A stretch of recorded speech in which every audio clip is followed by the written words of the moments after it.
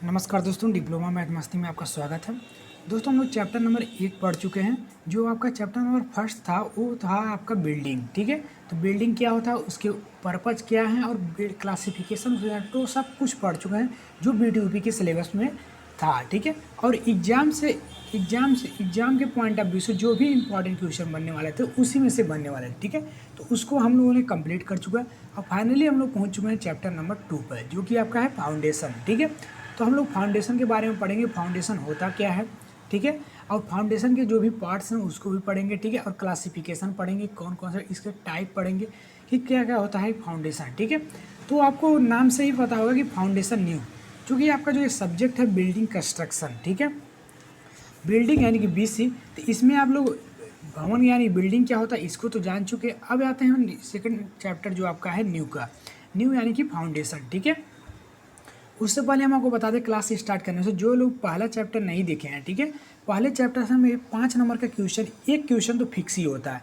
मैंने वीडियो में ऑलरेडी बताया कौन सा क्वेश्चन इंपॉर्टेंट है। ठीक है, तो उसका लिंक मैं वीडियो के डिस्क्रिप्शन में दे दूंगा।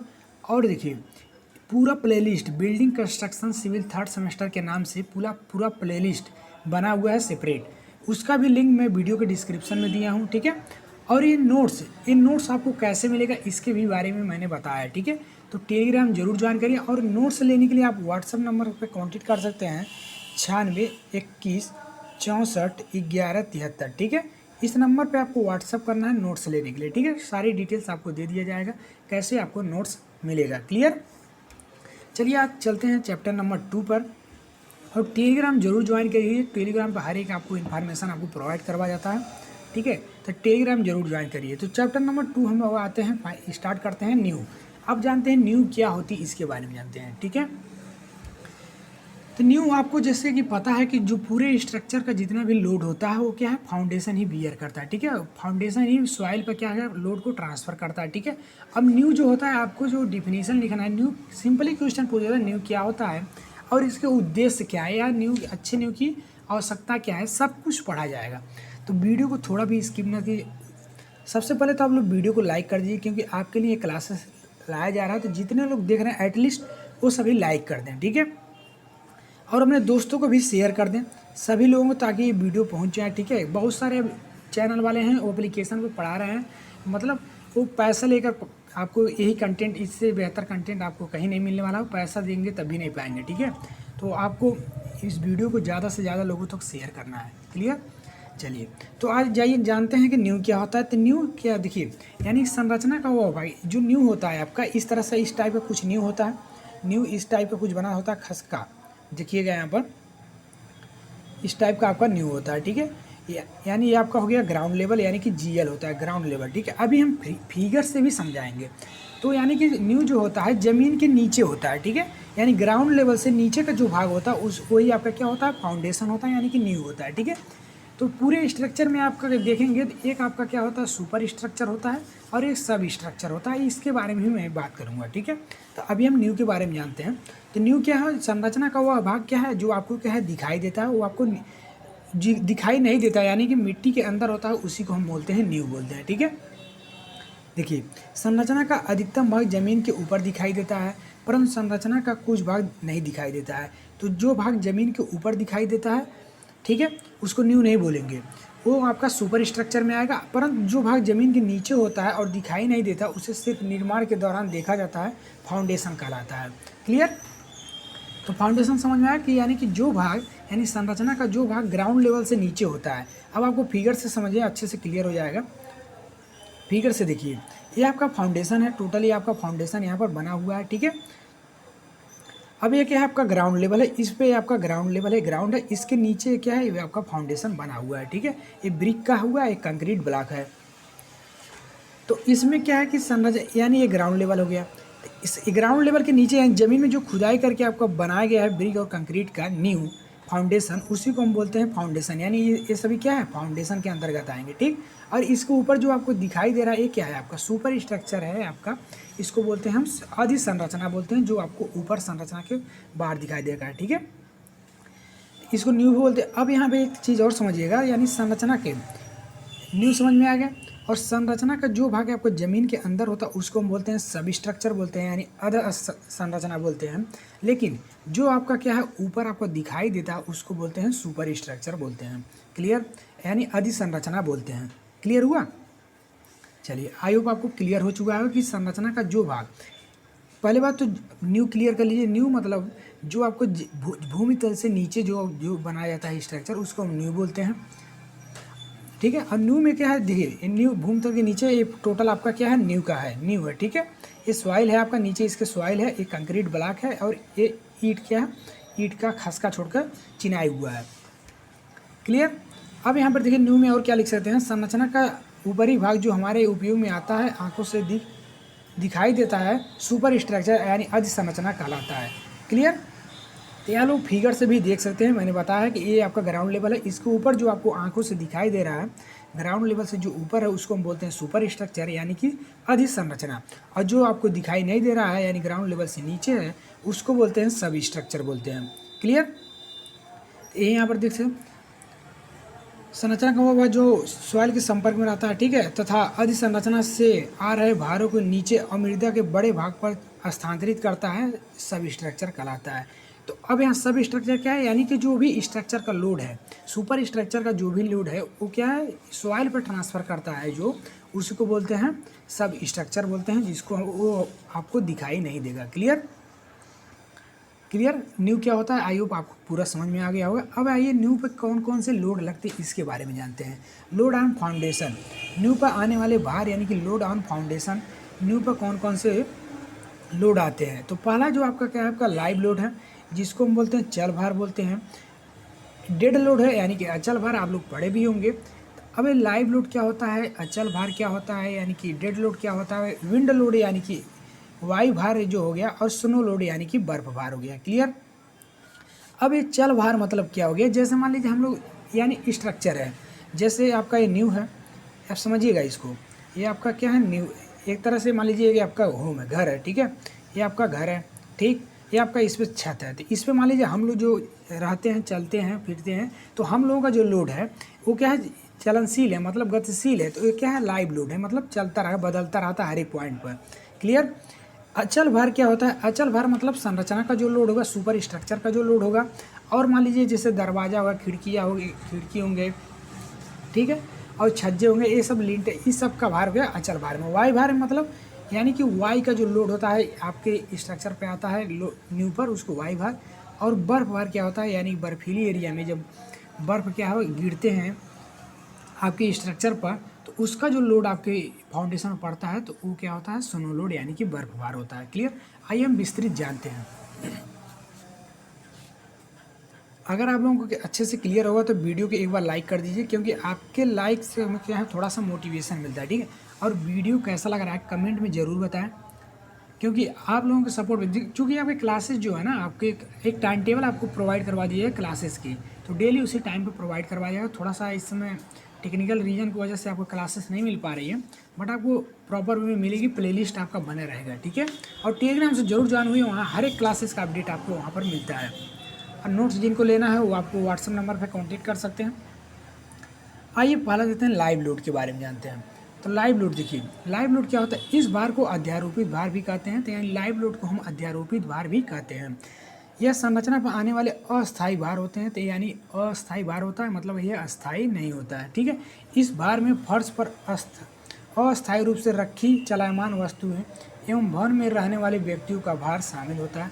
यानी कि जो फर्श पर अस्थायी वस्तुएं होती हैं, जैसे मान लीजिए कोई भी आपका ऑब्जेक्ट है और उसको मान लीजिए कहीं एक बार यहाँ मतलब किसी एक रूम में रखे, फिर उसको बाद दूसरे रूम में रख दिए, या अदरवाइज हम लोग जैसे इस घर में रहते थे, चलते फिरते रहते हैं, बाहर निकलते रहते हैं, तो हम लोग का क्या है, लाइव लोड है, यानी कि चलायमान है। तो व्यक्ति जो घर में रहते हैं उनका लोड जो क्या लाइव लोड के अंतर्गत आएगा। क्लियर। चलिए दूसरा जो आपका है क्या, आपका डेड लोड यानी अचल भार। अचल भार क्या होता है, यह संरचना पे आने वाला अस्थाई भार होता है, यानी कि अस्थाई होता है। ठीक है, परमानेंट लोड होता है। इसमें छत का जो लोड होगा, स्लैब का होगा, मुंडेर का होगा, फर्श का होगा, दीवार का जो भार होगा। ठीक है, अस्थायी रूप से लगाई गई मशीनें, फिटिंग सभी के भार शामिल है। क्लियर, समझ में आया कि डेड लोड क्या होता है और लाइव लोड क्या होता है। तो डेड लोड यही होता है, यानी कि छत के साथ, जैसे छत का लोड हो गया, फर्श का लोड हो गया, दीवार का लोड हो गया, ये सब क्या अस्थाई है, हटेंगी नहीं। क्लियर? तो ये सब क्या हो, अस्थाई, यानी कि जो चले ना, तो ये क्या हो गया, अचल भार यानी कि डेड लोड हो गया। वायु भार कैसे, वायु भार मान लीजिए आप, विंड लोड क्या होता है इसके बारे में जानते हैं। तो ऐसे भवन जिसकी ऊंचाई उसकी प्रभावी चौड़ाई से 3 गुने से अधिक हो, यानी जो उसकी चौड़ाई हो, उस चौड़ाई से 3 गुना से अधिक हो भवन, उस पर क्या विंड लोड लगता है। क्लियर? उस पर विंड लोड लगता है। जैसे मान लीजिए आपका जो बिल्डिंग है, बिल्डिंग मान लीजिए आपका क्या 10 फीट, मान लीजिए 10 फीट चौड़ा है, तो ऊंचाई आपका मान लीजिए कितना, 3 गुने से अधिक मतलब 40 फीट हो गया, ऊंचाई आपका 40 फीट हो गया, यानी कि 3 मंजिला 4 मंजिला हो गया। तो उस पर क्या विंड लोड लगेगा, क्योंकि जैसे जैसे ऊपर जाएंगे वायु का क्या है, प्रेशर अधिक होगा। ठीक है? तो आपको क्या विंड लोड वहाँ पर लगेगा। क्लियर? अब आते हैं बर्फ लोड की बात करते हैं, स्नो लोड की बात करते हैं। बर्फ लोड आपको क्लियर होगा कि यानी कि बर्फ के कारण आपको स्ट्रक्चर पर, फाउंडेशन पर जो लोड आएगा उसको हम बोलते हैं स्नो लोड। इस भार को प्राय पहाड़ी क्षेत्रों में जहाँ बर्फ गिरती है, यानी यह भार जहाँ पहाड़ी क्षेत्रों में जहाँ बर्फ गिरती है वहाँ पर लिया जाता है। ठीक है? इसे चल या अचल भार के साथ जोड़ लेते हैं, तो यानी कि लंबे समय तक अगर लोड उस पर पड़ा रहा है तो उसको अचल भार में काउंट कर लेंगे, अगर बर्फ गिरा खत्म हो गया उसका लोड चल में काउंट कर लेंगे। तो ये चल और अचल दोनों के साथ जोड़ लिया जाता है। तो स्नो लोड यानी बर्फ लोड कहाँ पर होगा, यानी यदि छत की ढाल 60 डिग्री से अधिक हो तो इस भार को नहीं लेते हैं। ठीक है? तो छत की जो ढाल होगी आपका 60 डिग्री, अगर छत की जो ढाल है 60 डिग्री से अधिक होगी तो वहाँ पर हम स्नो लोड नहीं लेंगे। क्यों नहीं लेंगे? क्योंकि छत पर आपके अगर आपका स्लोप रहेगा 60 डिग्री से अधिक तो आपका जो बर्फ गिरेगा वो सीधे नीचे चले जाएगा, इस छत पर नहीं रुकेगा, तो इसलिए हम लोग इसमें स्नो लोड नहीं लेंगे। ठीक है? बट 60 डिग्री से अगर कम रहता है आपका छत का स्लोप तो उस पर बर्फ रुकेगा, यानी कि बर्फ भार काउंट होगा। क्लियर? आई होप इतना क्लियर हुआ हुआ है। ठीक है? कमेंट बॉक्स में एक बार बता दीजिएगा सभी लोग कि आपको क्लासेस कैसे लग रही हैं। अगर आपको अच्छा लग रहा हो, समझ में पूरा आ रहा हो तो वीडियो को लाइक जरूर करें, और सबसे बड़ी बात अपने दोस्तों में शेयर करिए। ठीक है? आपकी क्लासेस कंटिन्यू चलेंगे बट आप लोग सपोर्ट करिए। ठीक है? देखिए ज़्यादा लोग देखेंगे तो सबके रिक्वायरमेंट नहीं, क्लासेस चलेंगी प्रॉपर वे में, और नोट्स भी आपको प्रोवाइड करवा ही दिया जा रहा है। क्लियर? चलिए अगला देखिए टॉपिक आपका, न्यू का उद्देश्य। मोस्ट इंपॉर्टेंट क्वेश्चन, न्यू का हर बार क्वेश्चन पूछता है। ठीक है? एग्जाम के पॉइंट ऑफ से बहुत इंपॉर्टेंट है। अब इतना इफेक्टिव आपको नोट्स बना दिए कर दे रहा है कि आपको पढ़ने में एकदम मज़ा आ जाएगा। इफेक्टिव नोट्स आप पढ़ेंगे, आप खुद आपको हेडलाइन पता चला, सब कुछ पता है, इसी तरह से आप अगर लिख देते हैं एग्जाम में अच्छा से अच्छा नंबर गेन कर सकते हैं। क्लियर? चलिए अब न्यू का यानी ऑब्जेक्ट ऑफ फाउंडेशन। ठीक है? तो न्यू का उद्देश्य क्या है, यानी कि उद्देश्य या कार्य भी बोल सकते हैं, तो दोनों आप एक ही चीज़ लिख सकते हैं। ठीक है? तो न्यू का उद्देश्य निम्नलिखित में पहला उद्देश्य क्या है, समतल ठोस आधार प्रदान करना। यानी कि जो न्यू क्या होता है, फाउंडेशन को, न्यू जो होता है आपका वो पूरे स्ट्रक्चर को एक समतल ठोस आधार प्रदान करता है। इधर उधर मतलब हिलने डुलने या गिरने पलटने का कोई डर नहीं रहता, तो न्यू ही उसको क्या करता है, पूरे स्ट्रक्चर को समतल आधार प्रदान करता है। आप लोग को जैसा कि पता ही होगा कि किसी भी चीज़ को, मान लीजिए कोई कुछ भी हो, तो उसको अगर किसी मान लीजिए किसी भी टिकाना है तो उसको समतल आधार होना चाहिए। ठीक है? तो आधार का काम कौन करता है, फाउंडेशन ही करता है। पूरे स्ट्रक्चर जितना भी पूरा बिल्डिंग होता है उसका आधार का काम पूरा न्यू करता है। क्लियर? दूसरा जो आपका इसका वर्क है, स्थिरता प्रदान करना, टू प्रोवाइड स्टेबिलिटी, यानी दृढ़ता प्रदान करता है, यानी कि स्थिरता, यानी स्थिर रहे एक जगह। ठीक है? क्लियर? तीसरा जो आपका है, अभी पूरा विस्तृत में से देखेंगे, भार का समान रूप से वितरण करता है। तो लोड डिस्ट्रीब्यूशन, सबसे मेन काम जो क्या है कि लोड का डिस्ट्रीब्यूशन भी करता है। ठीक है? तो ये इंपॉर्टेंट पॉइंट है कि लोड डिस्ट्रीब्यूशन करता है। जैसे स्ट्रक्चर पर बहुत सारे लोड आए तो ये क्या करता है, फाउंडेशन ये मृदा पर ट्रांसफ़र करता है। ठीक है? जिससे क्या होगा, स्ट्रक्चर मेरा सेफ रहता है। क्लियर? और अर्ध संरचना को संभालता है, यानी कि जो आपका सब स्ट्रक्चर है उसको भी संभालता है क्या, फाउंडेशन। क्लियर? असम निस्दम को रोकता है, तो असम निस्दम यानी कि अगर असम निस्दम मतलब अधिक लोडिंग अधिक आ गया तो उसको भी रोकेगा क्या, फाउंडेशन। क्लियर? संरचना के भार को बड़े क्षेत्रफल पर फैलाना, तो ये आपका क्या है, फाउंडेशन का कार्य है। क्लियर? तो क्या क्या लिख सकते हैं आप लोग, आप लोग लिख सकते हैं इतना टॉपिक, ठीक है। आइए एक के बारे में विस्तृत जानते हैं। समतल ठोस आधार प्रदान करना, यानी भवन संरचना को एक ठोस समतल आधार प्रदान करना ताकि दीवारें पलटने न पाएँ, ठीक है। तो पहला जो कार्य है आपका समतल ठोस आधार प्रदान। आपको अगर हेडिंग याद रहेगा तो आप लोग इसके बारे में लिख ले जाएंगे, क्लियर।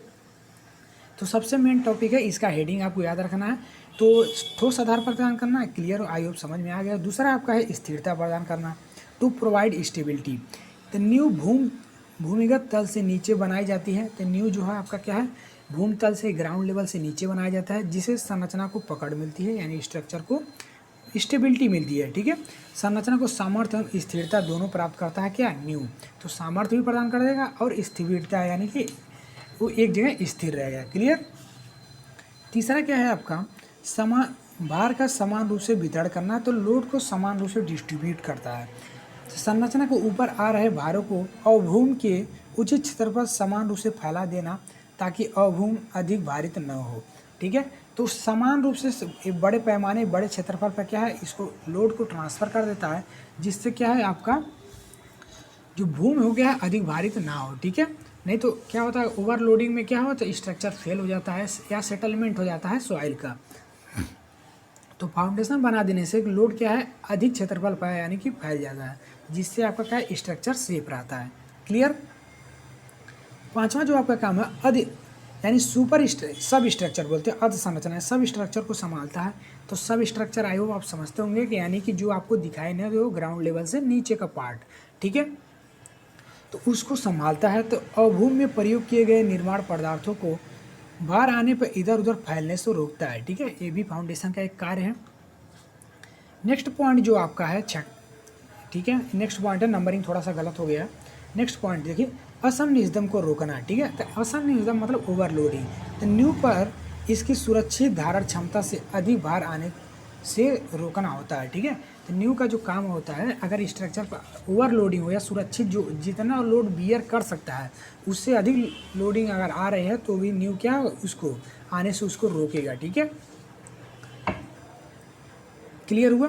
चलिए नेक्स्ट आपका जो पॉइंट है, ये नंबरिंग थोड़ा सा देख लीजिएगा। आपको संरचना के भार को बड़े क्षेत्र पर फैलाना, ठीक है, यानी जो भी संरचना का स्ट्रक्चर का लोड आ रहा है उसको बड़े पैमाने पर आपको फैलाता है, ठीक है। तो संरचना पर आ रहे भारों को अधिक से अधिक क्षेत्र पर फैलाना ताकि आने वाले भार की तीव्रता और मृदा की सुरक्षित धारण क्षमता से अधिक न हो। तो यानी कि देखिए, जो स्ट्रक्चर पर अगर अधिक लोड आ रहा है, ठीक है, तो उसको क्या करना है, अधिक लोड पर आने उसको क्या फैलाता, अधिक क्षेत्रफल पर फैलाता है, ठीक है। अगर अधिक क्षेत्रफल पर अगर लोड नहीं ट्रांसफ़र होगा तो मृदा की जो लोड बियरिंग कैपेसिटी होती है, सॉइल की लोड बियरिंग जो कैपेसिटी होती है वो उतना ही लोड बियर करेगा जितना वो बियर कर सकता है, ठीक है। तो अगर ओवरलोडिंग हो जाता है तो उसमें सेटलमेंट हो यानी कि धंसने का डर हो जाता है स्ट्रक्चर का। इसलिए क्या है, फाउंडेशन क्या करता है, वो अधिक क्षेत्रफल पर यानी कि जो मृदा पर अधिक क्षेत्रफल पर लोड को ट्रांसफ़र करता है, जिससे क्या है आपका क्या है, मृदा की लोड बियरिंग यानी धारण क्षमता बनी रहती है, ठीक है, और स्ट्रक्चर सुरक्षित रहता है, क्लियर। चलिए आई होप इतना सब क्लियर हो गया होगा। नंबरिंग आप लोग देख लीजिएगा, ठीक है। यहाँ पर नंबरिंग देखिए 1 2 3, यहाँ 4 ऊपर जाएगा, 5 6, ठीक है, 6 पॉइंट है टोटल। नेक्स्ट जो आपका टॉपिक है, अच्छे न्यू की ज़रूरतें या आवश्यकताएँ, ठीक है। तो requirement of a good foundation, इसके बारे में हम लोग पढ़ेंगे नेक्स्ट कॉन्सेप्ट। ये भी मोस्ट इंपॉर्टेंट है, एग्जाम में हर बार पूछता है, ठीक है। अल्टरनेट करके क्वेश्चन पूछते हैं तो आप लोग समझ नहीं पाएंगे कौन कौन सा क्वेश्चन पूछता है। तो ये सब मेन टॉपिक है, इनको पढ़ना बहुत ज़रूरी है, ठीक है। इस टॉपिक को हम नेक्स्ट वीडियो में कवर करेंगे।